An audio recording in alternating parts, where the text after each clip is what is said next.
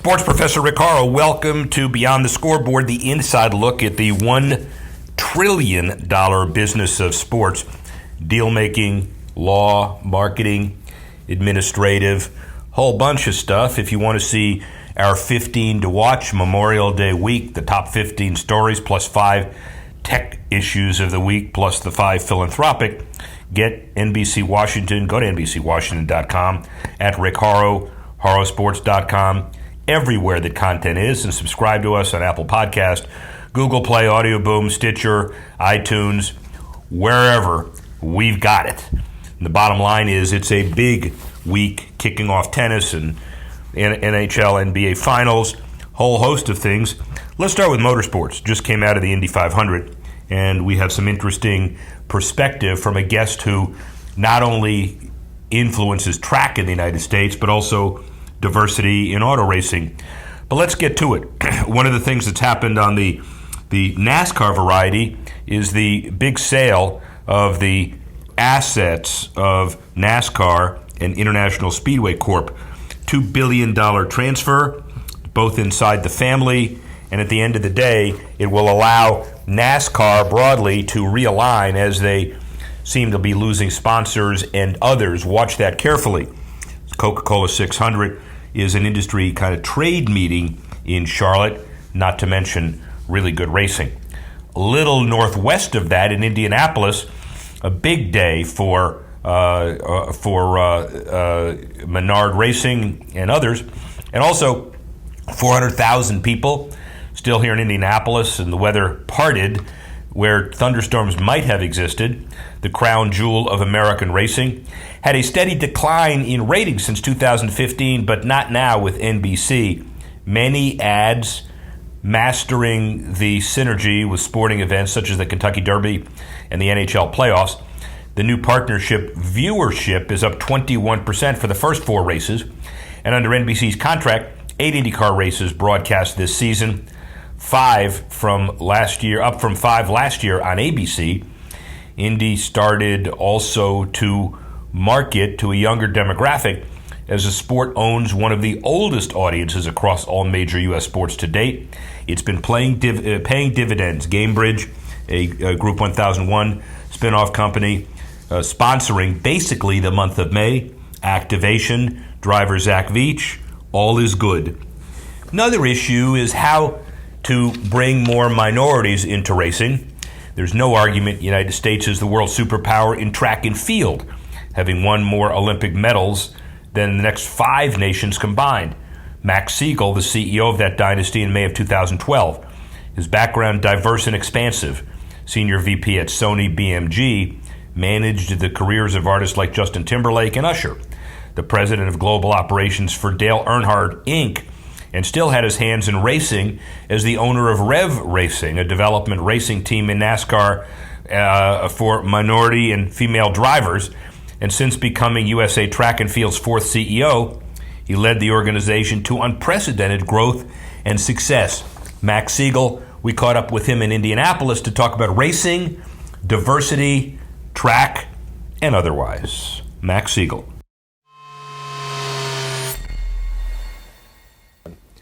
Rick Horrow, absolutely honored. Max Siegel, he's owned Rev Racing since 2009, part of NASCAR's Drive for Diversity, but he's also CEO of U.S. Track and Field since May of 2012. Seems like only yesterday. Max, thanks, first of all, for inviting me into your home here. Thank you. Thank you for having me. Appreciate that very much. So, you've done everything. We'll talk about Timberlake and Britney Spears, and not to forget Notre Dame Law School, pantheon of highest learning.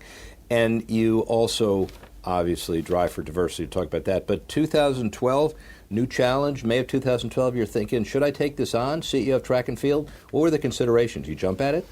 Well, I've been around the Olympic movement since the late 80s, and had an opportunity to serve on the USA Swimming Board Foundation, and then also USA Track and Field. And I've always felt that the organization, as a global brand, the leader in the Olympic movement, had a lot of potential on the business side. So when the opportunity presented itself to take over and lead the organization, it's been really exciting ride so far.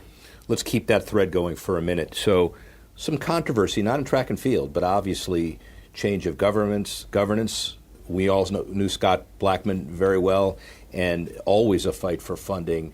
Has it emerged on the good side, the Olympic movement in the U.S. generally? Well, I think the Olympic platform obviously is like no other. The sponsors are being really cautious about their investments in the sport, and with our federation, we have the most diversity in our athletes, and we have a lot of assets. And for us, we've been able to bring on 14 new partners and some great partners for long term. Well, you're understating. I mean, you won 819 medals, which is more than the next 5 nations combined. You have 1.5 million high school track and field runners across the country. So you've done pretty well in a short period of time. Well, in the last 7 years, we've had a huge growth trajectory, and I think it's because our sport, it's from the cradle to the grave. I mean, we get involved at the grassroots level, and obviously on the Olympic level, our athletes are the #1 track and field team in the world. And so it takes a little bit of money for a kid to pick up a golf club, and of course Tiger Woods is trying to minimize that barrier to entry, but anybody can run. So how does that distinction parlay into more and more youth in track and field? Well, we like to say that we're the sport behind the sport, that you have to run, jump, and throw to be great at any sport, and it's exciting to see the engagement with our young people. So we have a rich pipeline, and the future for our athletes on the elite level is really bright. And growing the sport from a youth level, very important part of your mandate, but also your heart. You didn't have the most stable upbringing yourself, so talk about that a bit. Yeah, sport really saved my life. And I dug in school, and I dug in sport just to have an excuse to not go home. And it was through my coaches that invested in me that I realized the power of sport and how it can transform someone's self-image, give them the kind of confidence and really the discipline to be successful. So, I'll always be indebted to sport, and I see it as a tremendous way to impact culture. Well, you personally, so you often running, Notre Dame Law School, but then with Sony BMG, obviously a lot of athletes and a lot of entertainers, Justin Timberlake, Britney Spears, Usher, for example. Similarities and differences, and did you think when you got into that this was going to be sport-dominated, entertainment-dominated, or really did it make a difference? Well, I find that every athlete wants to be an entertainer, and every entertainer wants to be an athlete. I had the good fortune early in my career to represent a lot of Christian music artists who introduced me to Reggie White and Tony Gwynn, who were my first 2 big clients. And I saw the synergy early in my career about how those 2 worlds overlap. And I think if you go to the NBA Finals or the Super Bowl, you start to see more and more how it's evolved over the years. But sports is entertainment. And it's really exciting to see people who excel at both, at high levels in both industry. Sports and entertainment agency business and doing the right thing sometimes is a contradiction. I mean, how easy was it for you to adhere to your principles getting into the business and succeed? For me, quite easy because my marquee clients exemplified and they lived the values of integrity and hard work and respect. And I learned so much from having clients like Reggie White and Tony Gwynn, and they obviously referred and helped me recruit players that were like-minded. So it is a highly competitive business, and you're known by the company that you keep. But having those 2 guys as the pillars of my practice was really great. I know a lot of people in the industry that have gone over to the other side with various levels of success. It's a little analogous here. You had a practice. The USATF came calling, and you said, let me do that. What do you do with your practice, and would you ever go back? And, that issue. Well, I had some great partners, and when I transitioned on the corporate side, they took over the business. We've all since kind of transitioned to the corporate side. I think when you start to have a family, and even though no day is the same and you want to have a more predictable lifestyle, it's great. I think I find myself in a position to help more and really to mentor and educate younger professionals who are agents and athletes. So stay in the mix, but I prefer the seat that I'm in right now. And the seat you have right now may give you a little more leverage to impact change. Talk about some of the most inspiring moments you've had over the last 7 years. I can tell you that inspiring moments for me run the gamut when I look on the Drive for Diversity side with the drivers like Bubba Wallace or Daniel Suarez or Kyle Larson, who all came through my race team, it's really inspiring. But then when you see the character of someone like Justin Gatlin that has fought through adversity and continues to handle himself with class and dignity and win on the highest level, that inspires me and it motivates me to stick to my principles and to, just be true to myself. We'll get to racing in a minute, but just on the track side, in terms of community outreach, what's on the horizon for USATF as an institution, and what are you most excited about? We brought on the Hershey Company a few years ago with our Run, Jump, Throw program, and we've had over 600,000 young people go through it, teaching them the fundamentals of the sport, but even more importantly, introducing them to healthy lifestyles and a lot of self-confidence. Growing that program on a global basis is great. I'm pretty excited about some of the younger athletes that are now on our international teams that have come through the pipeline, whether it's Sydney McLaughlin or Noah Lyles. And again, to see the young people mature and grow up, and then also to watch athletes like Allison Felix or Wallace Spearman transition into the elder statespeople and mentoring the young athletes is really amazing. And just remember, ladies and gentlemen, this is somewhat equivalent to Dan Marino with isotoner gloves on the beach. Hershey's is a chocolate company, and this man and others have sold them on a program of athlete fitness and health. Easy to do? Well, the reality is that the partnership came about because Milton Hershey, who was an orphan, was really committed to the happiness and emotional well-being of children. And so they had the Hershey Track and Field Games, and when they talked about his legacy of creating fun and excitement and a great environment for people, we were really kind of a natural partner for them. So it's interesting how it came in the door. It's a confection company, but they're really committed to the sport. Confection company, ladies and gentlemen, a healthy confection company. There you go. There's a salesman for you. But somebody selling a real significant asset. Let's talk for a minute about Rev Racing. You've been an equity owner since 2009, and one of the numbers that really struck me is that 40 crew members are currently on NASCAR teams. Now, you may have more now, but how did you decide to make a difference, and how did you implement it? So I'll go back to Reggie again. So Reggie White, Eddie DeBartolo, Ronnie Lott, and I were looking many years ago, collaborating with Joe Gibbs and Rick Hendrick to get into the sport. We were forming and ultimately purchased a NASCAR team, and Reggie passed away. So it was at that time when Reggie called me. I'm Max Siegel, a black guy with a Jewish name, and he told me there were a lot of opportunities in NASCAR, and I thought he was crazy. But the reality is that there are. Yeah. And so after spending 2 years as the president of Dale Earnhardt Incorporated, Brian France, the chairman, said, hey, listen, we want to look at the future of the sport. We want to diversify the athletes and the fan base. And my director of human performance, Coach Phil Horton, African-American legend, has a strong history in the sport. We collaborated. So the Pit Crew program was the first training program that we created together 11 years ago. And we've had 100% success in terms of placement of graduates from our program. So watching athletes who have peaked or don't really realize there's an opportunity to continue their profession in the sport has been great. But 40 throughout the National Touring Series, and when we go to a race and I see the change, it's a lot that makes me really proud. And the unfortunate little secret is to have to overcome a presumption. Brian France, Lisa Kennedy, they're all really committed. I mean, Lisa, obviously, but everybody's committed to diversity. It's not as if you plug and play and say the right thing. You really do it. Yeah, they've been committed for the last 20 years, and I've been partners with them for 11. So their commitment is unwavering. Yeah. So the other piece that I wanted to get to are commonalities. The USATF, obviously, Rev Racing, your early days as an agent.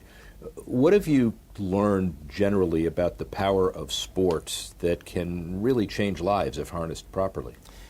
So what I'll talk about at competition, first of all, both sports are family sports. You see so many families that participate in the sport, that attend as fans. But what was really interesting is I was the first African-American employee ever at Dale Earnhardt Incorporated going in as the president. We had 600 employees, and it was a company that had a 28-year history. and we bonded around sport. Many of us couldn't be far more different than we actually were. Right. But passionate about the sport, making the cars go faster, taking care of your family, and it's through sport you realize that we have more in common than we do differences. And so traveling on the global stage. The one story I do tell when I first took this job, and I'll try to make it brief. No, it's important. I went to, my first assignment was to accept the award from the International Athletic Federation as a founding member of the federation. So they said, you have to go to Monaco and you have to represent the United States. And I grew up, my parents didn't go to college. I'm from Indianapolis public schools. So I got on a plane, landed in Nice, France. They put me on a helicopter over to Monaco in a motorcade to the palace to meet Prince Albert and the president of IAAF to be a guest of honor. And all they talked about were the amazing athletes that we have and how around the world people want to be like the federation and the athletes. And sitting at that table, being from Indianapolis, again, with parents who didn't go to college, I realized what a unifying, how sports unifies people and how it really, really has an impact at culture at the highest level and through all walks of life. A Greg Ballard question that you can answer even better, and Eli Lilly, this has morphed from a dream to the amateur sports capital of the world. How did it happen, but more important, how did it sustain? So I had the benefit of being a young associate with Baker & Daniels, and I worked for Jack Swarbrick and worked with Jeff Smulyan and Michael Browning and Jim Morris and Dave Frick. And not a bad group of people, by the way. And that group decided that we wanted to make Indianapolis the amateur sports capital of the world, and it was through all the effort, the sweat equity, and the sales pitches and attracting institutions here. And it's amazing how it has transformed Indianapolis into what it is. I think that those thought leaders and leaders in this community have stayed committed, and that translated into our community. I don't know that there's a city that is more embracing of national events. And we make a commitment being here to stay connected to the community as well. And now we have leadership in Ryan Vaughn, who's the chairman at Indiana Sports Corp, and continuing to have a really ambitious vision for Indianapolis. And the fact the NCAA headquarters and the stadium and the commitment of X number of Final Fours, men and women, and on and on and on. And so it's an economic engine, too. It's not just an anecdotal social. Absolutely. And, when we had the Super Bowl here, it was very obvious how an event of that magnitude has an economic impact and can transform a community. So, final question for you relative to the future. 5 years from now, Max Siegel, you're on the RISE board, clearly, and there are so many issues that you haven't conquered yet. In fact, you're not an old guy, but you haven't really done anything yet. So what's next? I'll tell you, the most exciting thing in my life at the very moment is watching my kids grow. My son's a football player at Notre Dame, and watching him mature. My younger son, who's 17, is completely immersed in music.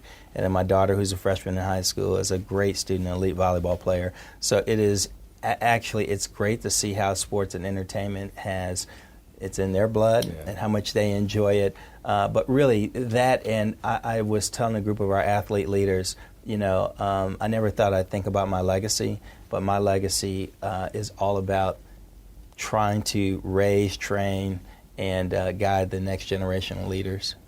Max Siegel does it very well. And the other little secret here, having hosted this show for almost 2 years, I don't know how you did it, but I'm much taller than you are. But it's like you're sitting on a phone book, ladies and gentlemen. It's probably the producer. It's the Mike Tirico effect. Max Siegel, thank you very much. Thank really you. Appreciate it.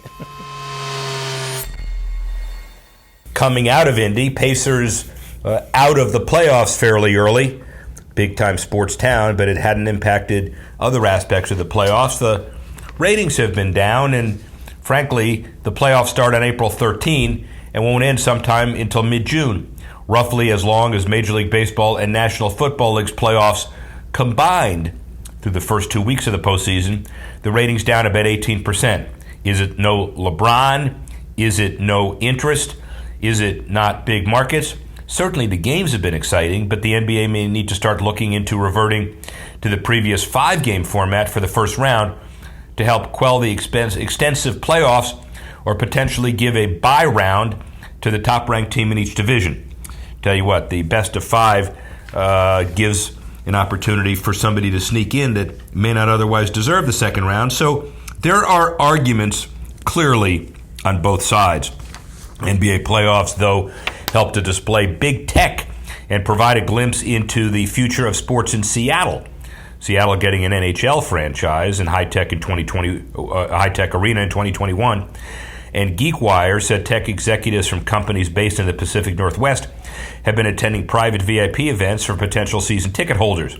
During Game 1 of the Western Conference Finals at Oracle, Google displayed its voice assistant to help turn down the lights, play music, and provide stats for the Warriors. After the game, nearly 20,000 fans walked away with a free Google Home Mini device. At $1 million, it was hailed as the largest and most valuable giveaway of a Google product at a live sporting event in history. Silicon Valley plays a big role in the Warriors' success, as players like Kevin Durant, Steph Curry, and others all noted the region's forward thinking as a partial reason they came to play with the team. They all have investments in a range of tech ventures. And looking at the success of the Warriors, the new NHL team in Seattle would provide an opportunity for the region's tech companies like Amazon and Microsoft to further plunge into sports. Well, of course, a big deal. The NBA, speaking of international growth, has been named the most popular sports league in China in a recent survey undertaken by Ampere Analysis. The English Premier League and UEFA rank second and third.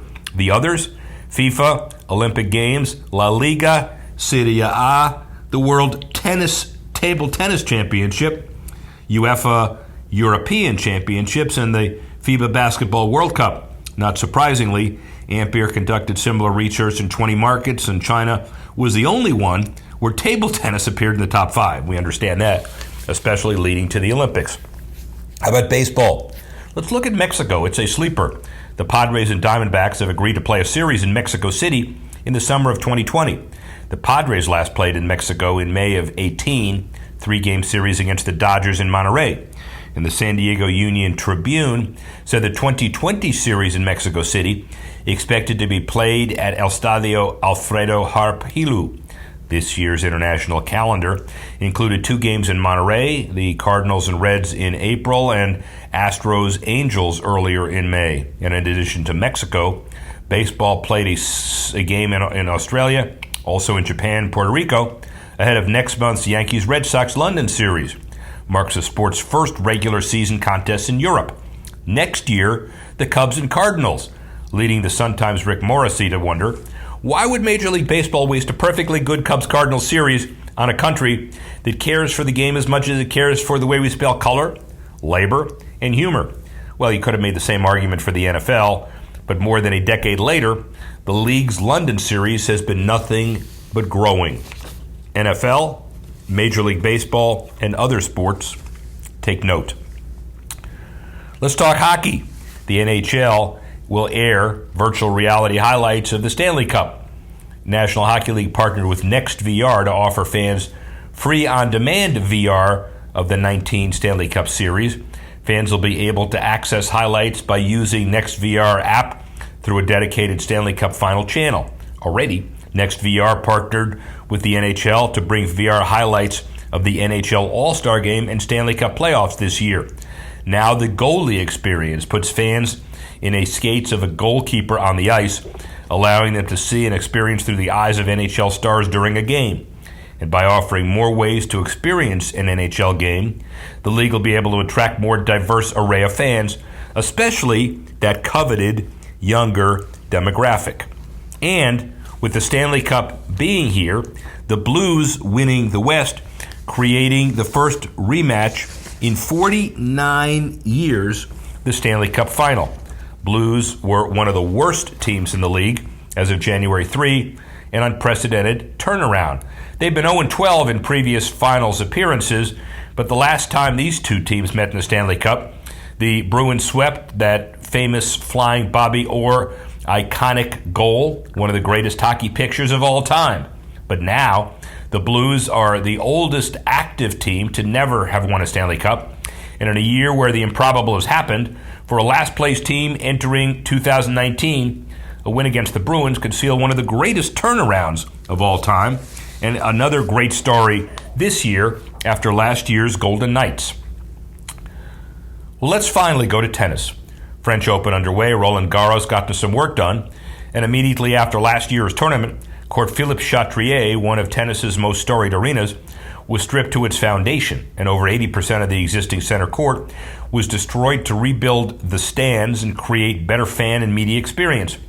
In 2019, Roland Garros is also expanding its footprint from 850 acres to 1,250 and debuts a new set of courts, including a 5,000-seat greenhouse arena named Court Simone Mathieu after France's best female player in the 30s.